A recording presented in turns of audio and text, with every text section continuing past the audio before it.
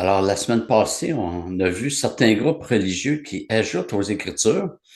J'ai mentionné l'Église catholique, les témoins de Jéhovah, les Mormons, les Adventistes du septième jour et les musulmans.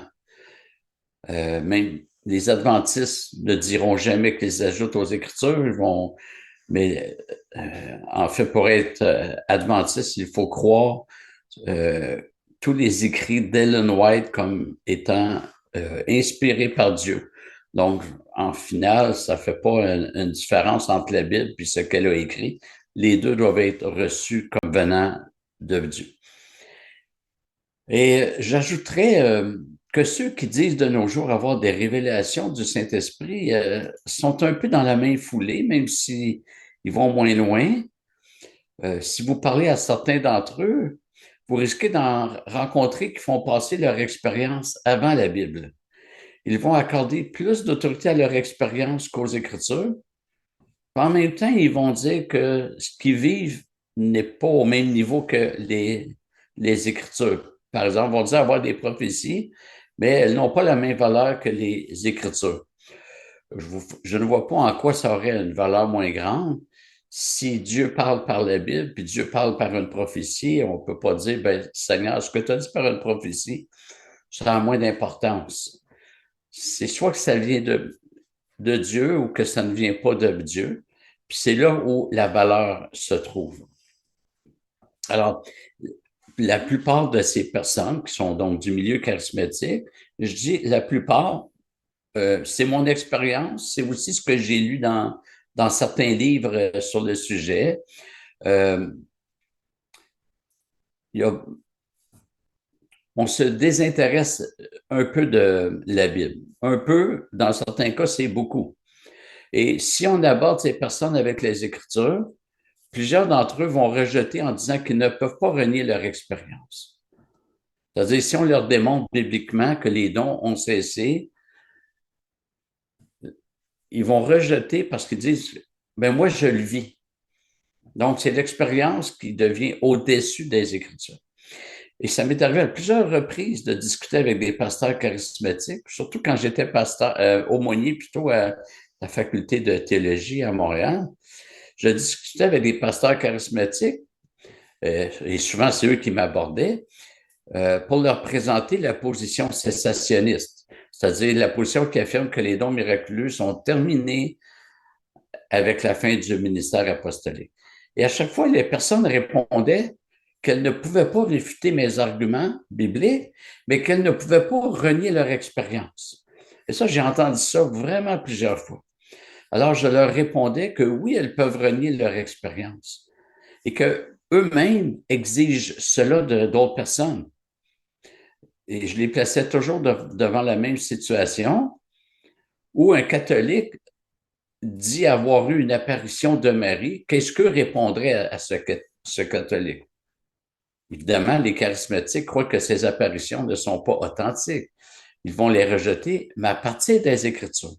Et là, je leur demande pourquoi ils sont prêts à soumettre l'expérience catholique au jugement des Écritures, mais qu'ils ne sont pas prêts à soumettre leur propre expérience charismatique au jugement de ces mêmes Écritures. Autrement dit, pourquoi est-ce qu'ils exigent ou qu'ils demandent aux catholiques de rejeter leur expérience, d'avoir vu Marie, mais eux ne sont pas prêts à renier leur expérience? Dans notre première église, le pasteur qui est arrivé en se disant baptiste a finalement fait entrer les pratiques charismatiques dans l'église. Un jour, il a fait venir à l'église une dame, je vais donner juste son prénom, ça va faciliter le récit. Donc, une dame nommée Louise qui se disait prophétesse. Et le pasteur organisait des séances où ceux qui le désiraient allaient consulter cette dame. À un moment donné, je reçois un appel d'une sœur qui était allée rencontrer cette dame, Louise. Alors, Louise a dit à la sœur qu'elle ne devait plus prier parce que Satan s'était faufilé dans ses bras par les coudes et quand elle priait, les mains dans les airs, c'était Satan qui parlait. C'est très grave. Puis je dirais que ça prend beaucoup d'imagination pour penser à ça.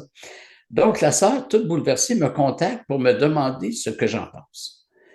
Et j'ai rassuré la sœur avec 2 textes bibliques que je vous montre. Le premier est dans Matthieu 12, 29. Comment quelqu'un peut-il entrer dans la maison d'un homme fort et piller ses biens sans avoir auparavant lié cet homme fort? Le contexte de ce verset est la fois où les pharisiens accusent Jésus de chasser les démons par Belzébul, le prince des démons. Et dans sa réponse, Jésus utilise une image, le verset à l'écran, pour leur dire que lorsque le Seigneur veut entrer dans la vie d'une personne possédée, il va d'abord lier le démon, l'homme fort, pour ensuite entrer dans sa vie. Alors, je montre cela à la sœur pour lui dire qu'il est impossible que le Saint-Esprit cohabite avec une force démoniaque. Le Seigneur commence par lier la force démoniaque avant d'entrer dans la vie de cette personne. Donc, un chrétien ne peut jamais être possédé par une force démoniaque. Et le deuxième texte, nous savons que quiconque est né de Dieu ne pêche pas, mais celui qui est engendré de Dieu le garde, et le malin ne le touche pas. Alors, après avoir montré ces 2 versets à la sœur, elle était toute rassurée. Elle appelle le pasteur pour lui partager cela, et la réponse du pasteur a été celle-ci. Louise a un ministère reconnu, et je crois tout ce qu'elle dit. Ce pasteur a complètement mis de côté la Bible pour approuver tout ce que cette dame, Louise, disait. Dans les milieux charismatiques, il n'est pas rare d'entendre des chrétiens affirmer qu'ils acceptent tout ce que le pasteur dit sous prétexte qu'il est le pasteur et qu'il a reçu une onction spéciale.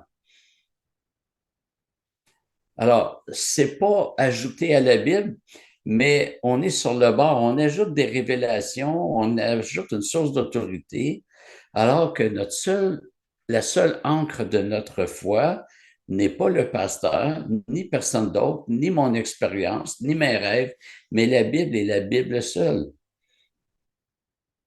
Les chrétiens n'ont pas à chercher de nouvelles révélations. Les apôtres ont tout reçu et nous avons ces enseignements dans les écrits du Nouveau Testament. Plusieurs personnes prennent leurs rêves, leurs pensées, leurs impulsions comme autant de révélations du Saint-Esprit. Nous devons résister aux mouvements qui ont connu une recrudescence dans le dernier siècle et qui consistent à recevoir des révélations individuelles. Le Seigneur n'a jamais fonctionné comme cela.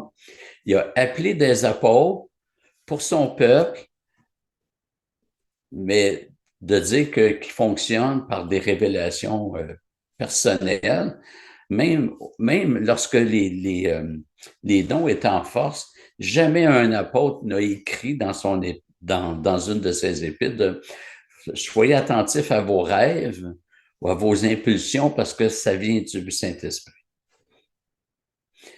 Récemment, un livre a été publié qui s'intitule « À l'écoute de Dieu ». On enseigne comment entendre la voix de Dieu. Et il y a quelques semaines, je voulais savoir qui était pasteur d'une église. Je vais rester vague un petit peu au centre du Québec. Et c'est pas une église affichée comme charismatique. Le titre de la prédication était à apprendre à entendre Dieu. Et fréquemment, je vois circuler sur Facebook des publicités et des conférences qui vont dans ce sens. Et comme je vous ai dit, les apôtres n'ont jamais enseigné sur cela. Il y a quelques années, il y a eu un mouvement appelé The Last Reformation qui est apparu sur les réseaux sociaux. Il a fait des ravages à Drummondville. Et ceux qui étaient avec moi dans notre ancienne église, vous allez peut-être vous rappeler, j'avais immédiatement donné un enseignement et on n'a perdu personne au profit de ce mouvement-là. Alors qu'une autre église a été complètement décimée à cause de ce mouvement-là. Ce mouvement-là prétend ramener le christianisme dans sa pureté originale. Ils disent qu'il faut sortir dans les rues pour imposer les mains aux malades, sous prétexte que c'est ce que nous voyons dans le livre des Actes des Apôtres. Or, c'est complètement faux. Nous ne voyons pas du tout cela dans le livre des Actes. Nous voyons que les apôtres allaient à un endroit, puis bon, s'il y avait une personne malade, ils guérissaient. Mais c'est pas vrai que tous les chrétiens sortaient. C'était les apôtres. Et il y a plusieurs versets où c'est dit, il se faisait beaucoup de miracles par les mains des apôtres.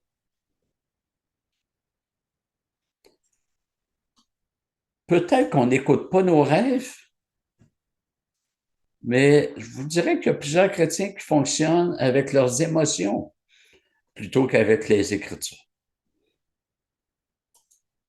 Ils prennent leurs émotions comme euh, une autorité, une source de révélation. Dans plusieurs églises, et même des églises baptistes, c'est fréquent d'entendre, par exemple, on cherche du monde pour l'école du dimanche. Ah, ben, c'est facile, c'est ceux à qui Dieu a mis à cœur. C'est eux que Dieu appelle. Puis c'est pas dit. Jonas n'avait pas à cœur d'aller évangéliser à Ninive. Et pourtant, il a dû remplir sa vocation. À l'inverse, David avait tellement à cœur de construire le temple, et Dieu a dit non, c'est pas toi qui vas construire, c'est ton fils. Alors, le fait d'avoir quelque chose à cœur, c'est pas mauvais en soi, mais il faut pas prendre ça comme une indication du Saint-Esprit. Nos émotions, nos aspirations peuvent nous tromper.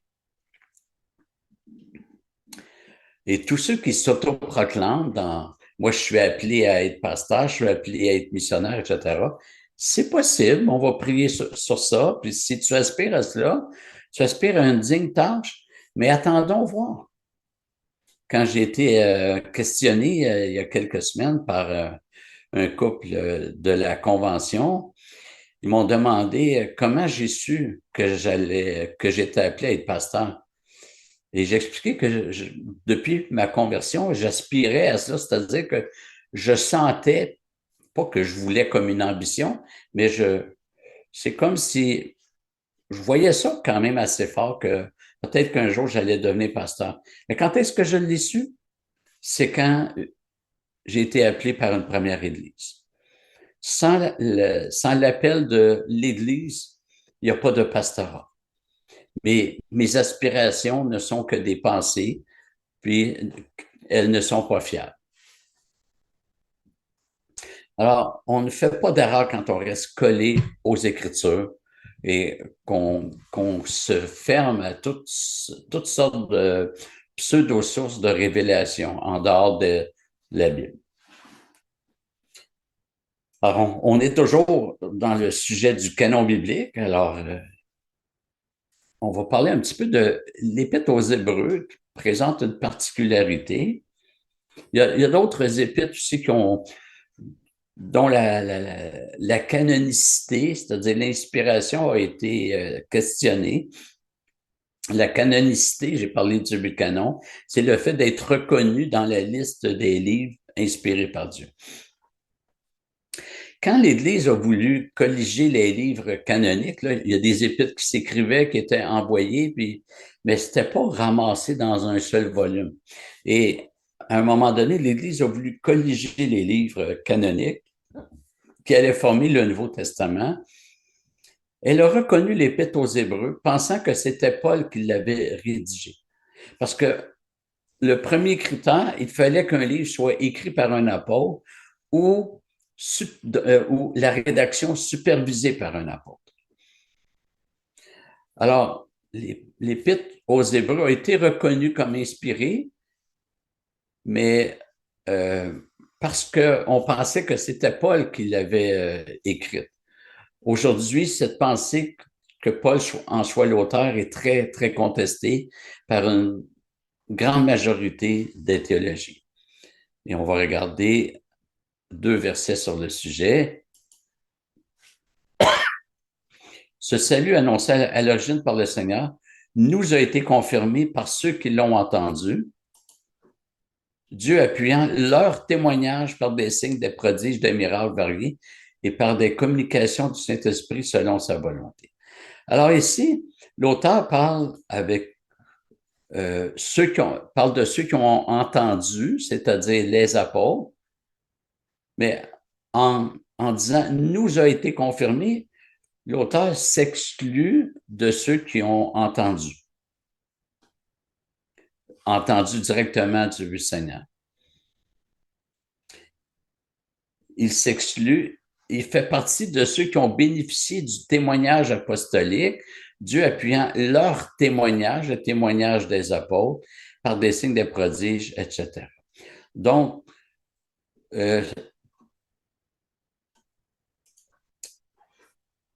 Paul, Paul n'est pas de ceux qui ont entendu des apôtres. Dans Galates 1, versets 11 et 12, il dit, « Je vous déclare, frères, que l'évangile qui a été annoncé par moi n'est pas de l'homme, car moi-même, je ne l'ai ni reçu ni appris d'un homme, mais par une révélation de Jésus-Christ. » Paul n'a pas été évangélisé. Paul a reçu directement du Seigneur l'Évangile. Alors, ça coïncide mal avec Hébreux 2, versets 3 et 4. Alors, est-ce que c'est possible que l'Église se soit trompée sur la paternité de cette épître, mais que le Seigneur, lui qui préserve sa parole, est tout de même dirigé pour que cette épître soit reconnue comme canonique? C'est possible. Et de nos jours, bien que la paternité de Paul soit de plus en plus contestée sur cette épître, la canonicité de cette épître ne l'est pas du tout. Son contenu est convaincant. De plus, il est possible que l'Église primitive ait su qui était l'auteur de cette épître, puisque selon la structure de l'épître, il s'agirait en fait d'une prédication. L'épître aux Hébreux, à l'origine, c'était une prédication, c'est structuré comme une prédication. Vous remarquerez qu'au début, il n'y a pas de « moi, Paul, apôtre, aux saints qui sont à tel endroit ». On part directement avec la prédication, après avoir autrefois parlé à nos pères par la bouche des prophètes. Dieu nous a parlé en ces jours qui sont les derniers, par le Fils. L'auteur part directement dans un message. La fin, par contre, c'est la fin d'une épître. Et on pense qu'il y a quelqu'un qui a pris un apôtre ou quelqu'un d'autre, qui a pris cette prédication et qui a complété, ou ça peut même être celui qui avait prêché, qui a voulu l'envoyer à certaines églises et qui a mis une fin propre à une épître. Donc, des salutations d'usage. Donc, le canon biblique, il est fermé.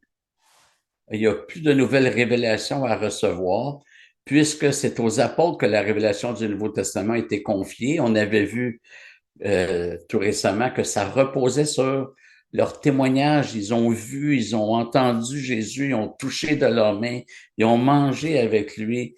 Ça repose sur le témoignage apostolique, ce qui est impossible aujourd'hui. Alors, il n'y a plus d'apôtres, il n'y a plus de nouvelles révélations. Et là, j'ai marqué ici Jude 1,37, mais de mémoire, c'est Jude 1,3. Je pense vraiment pas qu'il y a 37 versets à Jude. Alors, le verset dit, « Bien-aimés, comme je désirais vivement vous écrire au sujet de notre salut commun, je me suis senti obligé de le faire afin de vous exhorter à combattre pour la foi qui a été transmise aux saints une fois pour toutes. » La foi ici, là, c'est le contenu de ce qui doit être cru. Comme j'ai souvent dit, c'est pas l'acte de croire, c'est pas le fait de croire qui est transmis, c'est ce qui doit être cru. C'est reçu et c'est transmis aux saints une fois pour toutes.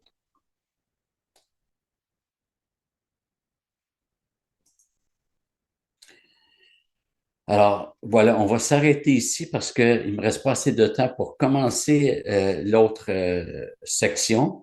Alors, Dieu voulant, ça sera la semaine prochaine. Merci de votre attention.